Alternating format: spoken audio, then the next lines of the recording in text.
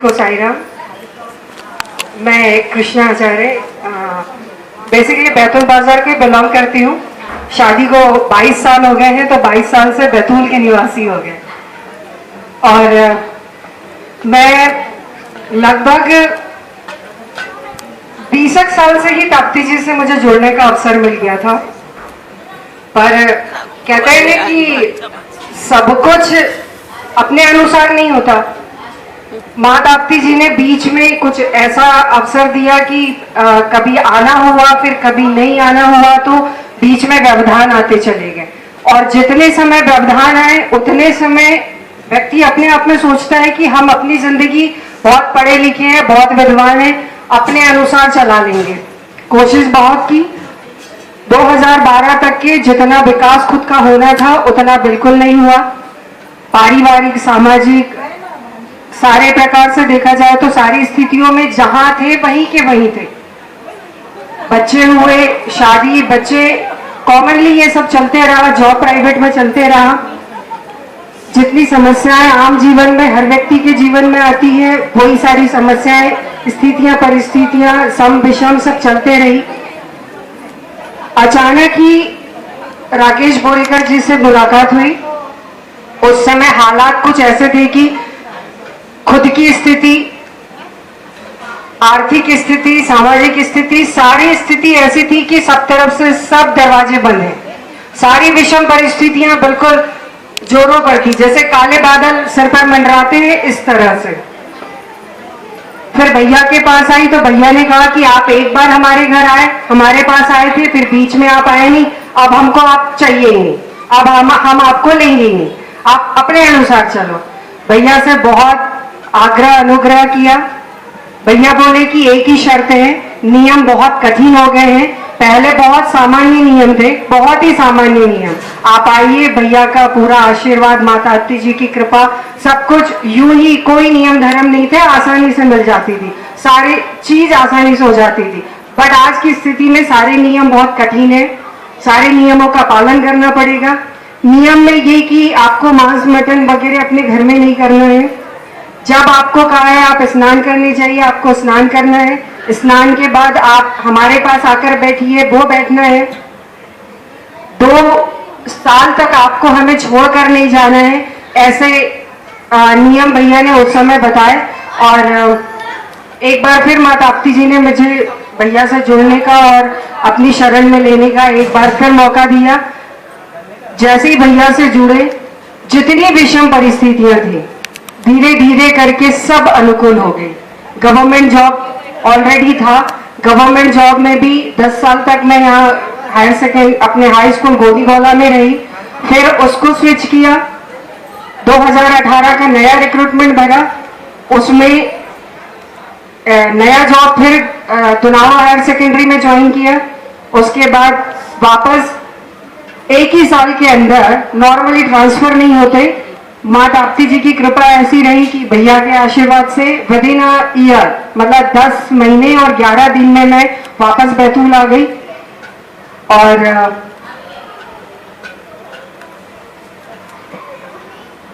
Incidents तो स्वास्थ्य में आज तक के हम लोगों को कोई परेशानी नहीं हुई। मेरी दोनों बेटियां, कभी हमें डॉक्टर के यहाँ जाना नहीं पड़ा। हस्बैंड, उनको जाना नहीं पड़ा, मुझे तो जाना ही नहीं पड़ता है। जबकि मुझे एल्बो प्रॉब्लम है, मेरे इस राइट हैंड में एल्बो प्रॉब्लम है। और यहाँ के सारे डॉक्टर, इवन डॉक्टर सरदार, पहले डॉक्टर गणेकर जी, फिर डॉक्टर पार्डी और डॉक्टर सरदार जब बाद में आए थे, तब उनने कहा था कि आपको ऑपरेशन कराना पड़ेगा इस वाले हाथ का, और स्कूटी चलाना बिल्कुल नहीं, आपको इस हाथ को बिल्कुल रेस्ट पे रखना है, इससे काम नहीं करना है। और बस भैया से कहा कि भैया इस हाथ में दर्द होता है तो सारे काम, ऐसा कोई काम नहीं है जो हाथ से नहीं होता है। और ना कोई ऑपरेशन की आवश्यकता पड़ी, ना कुछ पड़ी। और कभी डॉक्टर्स के यहाँ जाना नहीं पड़ता है। बैक में कोई एक होता है, दर्द होता है, या सामान्यतः शरीर है, चीजें आती है, घुटनों में दर्द होता है, बस एक बार भैया जी को बताए, एक बार भैया के पास आके बैठे, भैया दर्द हो रहा है। जैसे एक कमर का बहुत इश्यू था, डॉक्टर्स कहते हैं कि बहुत हाइटेड हो और लॉन्ग हाइटेड होने के कारण आपकी कमर में दर्द तो स्वाभाविक है, बना रहेगा।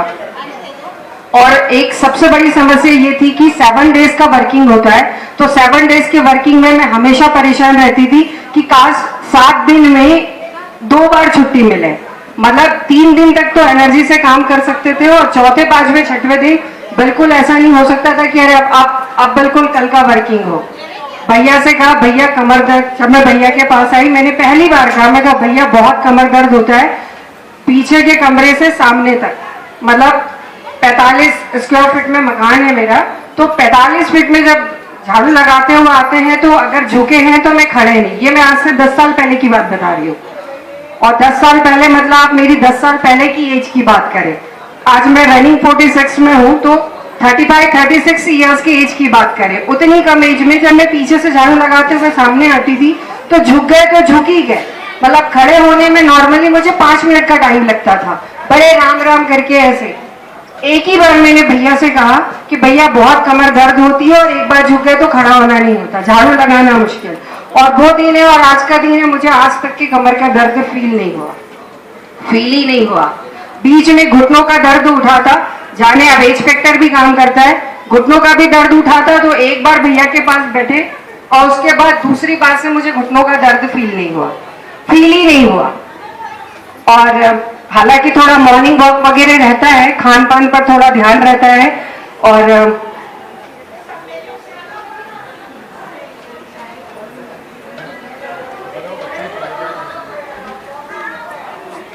मेरी छोटी वाली बेटी और बड़ी वाली, मेरी 2 बेटियां हैं, तो दोनों एवरेज स्कोर में थी। मतलब जैसे 70-80% के रेशियो रहता था उनका। शुरू में एलएफएस में वो अपने स्टडी के लिए एलएफएस, नर्सरी से एलएफएस में रही है। भैया के पास जब मैं आई तब वो 3rd स्टैंडर्ड में पढ़ती थी। और जैसे हम लोग फॉलो करते हैं, जैसे ताप्ती स्नान करना समय समय पर, सारी चीजें, तो स्वभाव में बच्चों की भी आ गया। बच्चों की प्रोग्रेस ऐसी हुई कि मेरी बड़ी बेटी को आई एलर्जी है, तो यहाँ बैतूल के डॉक्टर से लेकर के नागपुर के डॉक्टर्स तक के हजारों रुपया, और अपने होम्योपैथी का आप ट्रीटमेंट देख रहे होंगे, होम्योपैथी का सबसे कॉस्टली ट्रीटमेंट होता है। अपने यहाँ डॉक्टर कैलाश वर्मा जी के पास तो सभी जाते हैं, वहाँ एलएफएस के सामने बत्रा जी हैं, उनका ट्रीटमेंट ऐसा कि इतना कॉस्टली ट्रीटमेंट कराया, उसके बाद भी कोई आराम नहीं हुआ। भैया के पास आए तो भैया ने कहा कि सिर्फ ताप्ती जान आंख में डाला करो, और वो धीरे धीरे करके 8th तक आई, तब तक उसकी एलर्जी पूरी खत्म हो गई।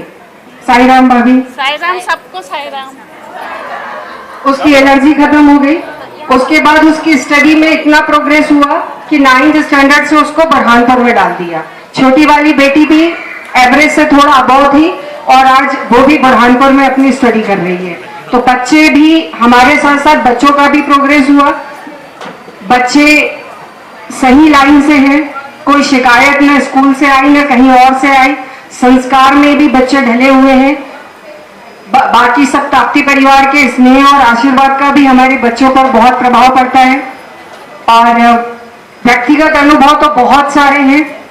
जॉब का एक इंसिडेंट बताती हूँ कि 2018 में जब मैंने नया रिक्रूटमेंट ज्वाइन करने का सोचा, तो 2018 का मैंने एग्जाम भरा, और जब मैं प्राइवेट स्कूल में टीचर थी तो मेरे पास ट्यूशंस के मैंने बहुत ट्यूशंस किए, और बैतूल में हजारे मैडम करके किसी को बताना नहीं पड़ता है। बट 2018 में जब इंग्लिश लिटरेचर से मैं एग्जाम देने के लिए गई, आप यकीन नहीं करोगे, मेरा रिजल्ट डिस्क्वालीफाई में आ गया। पूरा हाल भरा था, लगभग 170-175 स्टूडेंट्स एग्जाम दे रहे थे, डिस्क्वालीफाई आया। तो मैं मतलब पहले समझ ही नहीं पड़ा, मैंने दाएं बाएं इधर उधर पूछा कि कैसा रिजल्ट रहा, बोले डिस्क्वालीफाई। थोड़ी सांस में सांस आई, मैं खड़ी हुई और वहां पर जो हॉल में जो मूवमेंट जो सर कर रहे थे, मैंने कहा आपका सिस्टम खराब है। मैं रोने लगी, ऐसा हो ही नहीं सकता कि मैं डिस्क्वालीफाई हो जाऊं, इंग्लिश जैसे सब्जेक्ट में मैं डिस्क्वालीफाई हो जाऊं, हो ही नहीं सकता। जैसे ही पेपर वो मतलब ऑनलाइन एग्जाम था, सबमिट वगैरह हुआ, उसके बाद जब बाहर निकले तो बाहर निकल के आई तो सबसे पहला कॉल मैंने राकेश बोरीकर को किया। मैं कहा भाई ऐसा ऐसा रिजल्ट हो गया है, या तो सिस्टम खराब होगा, और 2-4 बातें नेगेटिव निकल ही जाती है। तो वो भी हंसते हुए कहते हैं कि देखो ट्रेन की पटरी के पास सिर रखने मत जाना, चुपचाप कुछ खाओ पियो और सीधे ट्रेन में बैठो और घर आ जाओ। और जब घर आई तो रात को घर पहुंचे। दूसरे दिन जस्ट नेक्स्ट डे शाम को मैं भैया से मिलने के लिए गई और मैंने भैया से कहा भैया फेल हो गए, मतलब सब ताज्जुब वाली स्थिति में। और मैं भैया के पास बैठी ही थी और ताप्ती जी की कृपा ऐसी हुई कि एक सर्कुलर डाला और उस सर्कुलर में ये आया कि 16 सब्जेक्ट्स के एग्जाम में 15 सब्जेक्ट के एग्जाम का हो चुका है और जो एक इंग्लिश का सब्जेक्ट हुआ है उस सब्जेक्ट का पेपर फिर से होगा। मतलब 24 घंटे में टेंशन में रही। मैं भैया के पास नेक्स्ट डे आकर के बैठी और नया सर्कुलर, वही मैं भैया के पास ही बैठी थी, वही नया सर्कुलर आया कि आज 29 अगस्त है और नेक्स्ट 29 सितंबर को आपका एग्जाम होगा। और नेक्स्ट 29 सितंबर मैंने भैया से परमिशन ली, भैया बोले मेडिकल डालो, मैंने 15 दिन का मेडिकल लिया, घर में बंद रहे, एग्जाम का प्रिपरेशन किया मात्र 15 दिन। और उसके बाद उसी रिक्रूटमेंट से मैं हायर सेकेंडरी दुनावा में वर्ग 1 पर वहां मैंने ज्वाइन की। और उसके बाद ट्रांसफर 70 किलोमीटर पर डे जाना और 70 किलोमीटर पर डे आना, बिल्कुल भगवान दिख गए थे। कंधे में दर्द, पीठ में दर्द, बैठ करके 5 घंटे 5.5 घंटे बस में लगता था। अचानक माँ ताप्ती जी की कृपा से एक ऐसा योग संयोग हुआ कि अपने ट्रांसफर ओपन हुए और ट्रांसफर ओपन हुए तो जिनसे ट्रांसफर की बात हुई थी उसने कहा कि यही पढ़ेंगे, ठीक है चलो बात करो। जो भी कम्युनिकेशन होता था मैं भैया से बात करती थी, उनसे बात होती थी, उनसे बात होने के बाद में मैं भैया को आकर के कहती थी। और ताज्जुब करोगे जज्ब हो गया, 1 महीने की प्रक्रिया, 1 महीने भी नहीं हुई ना, 15-20 दिन में वो आ गया था, ऑनलाइन सब था और ट्रांसफर हो गया मेरा। हायर सेकेंडरी कल्याणपुर मुझे मिल गया और माँ ताप्ती जी की कृपा रही। ऐसे बहुत सारी चीजें हैं, बहुत सारे इंसिडेंट है, आप सभी के पास बहुत सारे अनुभव है और मेरे पास भी बहुत सारे हैं। पर मैं इतना कह के अपना स्थान लूंगी कि जब से माँ ताप्ती जी और भैया के सानिध्य में आए हैं तब से पारिवारिक स्थिति, आर्थिक स्थिति, सामाजिक स्थिति, ससुराल में भी जो सासू माँ के और मेरे संबंध जो थोड़े खट्टे मिट्टे चलते थे या परिवार के और सदस्यों के साथ, आज सब जगह सब कुछ बहुत अच्छा है। दोनों बेटियां भी मेरी बहुत अच्छा कर रही है। मैं ऑलरेडी स्कूल्स में भी हमें कोई ऑफिसर्स के साथ या किसी के साथ कोई प्रॉब्लम्स नहीं आती है। कोई प्रॉब्लम आई तो सॉल्यूशन के लिए भैया बैठे रहते हैं। और जैसे हनुमान चालीसा में हम सब कहते हैं ना, दुर्गम काज जगत के जेते सुबह सुगम अनुग्रह तुमरे देते, मतलब जितने मुश्किल से मुश्किल काम है आपके स्मरण से ही सब हल हो जाते हैं। तो यही स्थिति मैं माँ ताप्ती जी और भैया के लिए कहूंगी कि बिल्कुल सेम, कोई भी समस्या आती है तो बस भैया के पास आते हैं और भैया के पास रखें कि अपने आप ही रास्ते खुल जाते हैं। जय माँ ताप्ती।